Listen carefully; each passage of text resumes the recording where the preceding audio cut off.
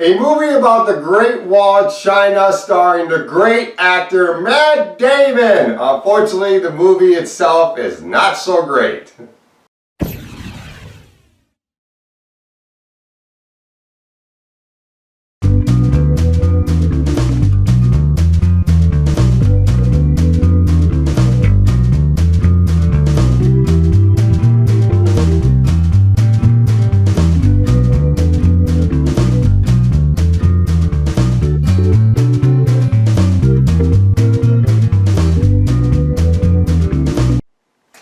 The Great Wall, directed by Yimou Zhang, starring Matt Damon and Pedro Pascal. You got William Dafoe in this movie. For Chinese actors, you got, I don't know how to say this leading lady's name, it's Tian Jing. And you have Andy Lau, and I believe this is a relative of the director because both of these two have the same last name. Han Yu Zhang. Basically, this movie is about these two mercenaries, William and Tomar, played by Matt Damon and Pedro Pascal, who's from Game of Thrones. And they are in China looking for black powder, aka gunpowder. On their adventure, they find these monsters, and they end up killing one of the monsters on the way to the Great Wall of China, which are the giant iguanas or giant lizards, whatever they are. And when they end up at the Great Wall of China, they have to surrender to show respect and to make sure that they don't get killed by this army. Eventually, they are forced to help the army against these monsters because Matt Damon is very good with a bow and arrow, and Pedro Pascal's character is a very good fighter. And we have our movie, which unfortunately is not a very good movie. Now, I did want to see this movie because I like Matt Damon, and I did like the trailers. I thought this was going to be a pretty interesting and maybe a good epic movie. But unfortunately, it's not very good. The positives of this movie, the movie looks very good. It is shot very well. The Great Wall itself looks very good in the movie. The movie does a very good job respecting Chinese culture, and the Chinese actors look very good in their body armor.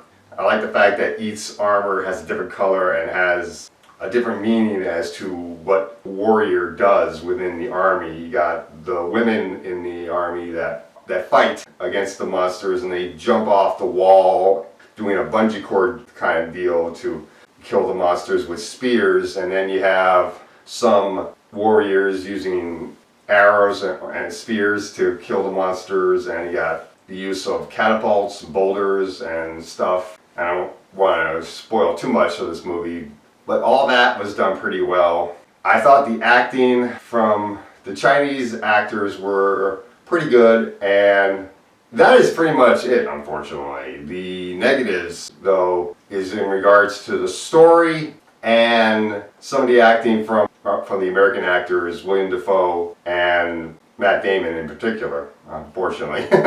As well as the special effects in regards to the monsters, because you can tell the CGI is not very good with these monsters. It looks so fake. These monsters are obviously not really there, and this is obviously fiction, which is the whole controversy. People are screaming that Matt Damon is a white savior in this movie without even really seeing the movie. And when you really watch the movie, you find out Matt Damon is not really a white savior. He is much of a team player of the army as much as the Chinese actors each play their own part at fighting against the monsters in this film. But the acting from Matt Damon is not very good. He is trying to do this fake accent, and it just doesn't come off very good. It's so bad, and I don't even know he was trying to do a British accent or what he was trying to do, but it's not very good.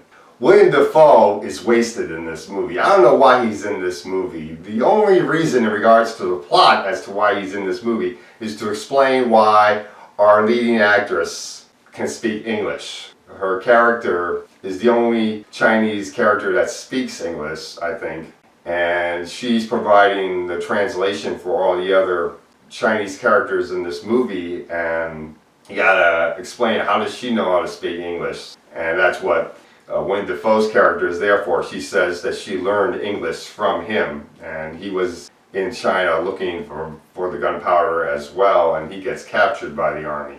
So he's there as a prisoner. And Pedro Pascal, I thought he was okay in the movie. There was attempts at trying to create chemistry between Pedro and Matt Damon, but some of the attempts at chemistry really didn't come off very well. The jokes that they did in order to show that they were friends were pretty funny, but the attempt at chemistry felt a little bland, really. And overall, the movie's just not very good. And story-wise, the second act of the movie is where this movie begins to fall apart, and it just doesn't hold up very well to the first act of the movie. But the climax I thought was pretty good, though. But then again, when you see how they end up eventually defeating the monsters, it's something that's been done before. So it's not going to be that much of a memorable movie. If you really want to see it, I say rent it, because it's really not worth seeing in the theaters. So I'm going to give this movie a C. It's pretty much just a rental, and that's all I gotta say for The Great Wall, which is not so great.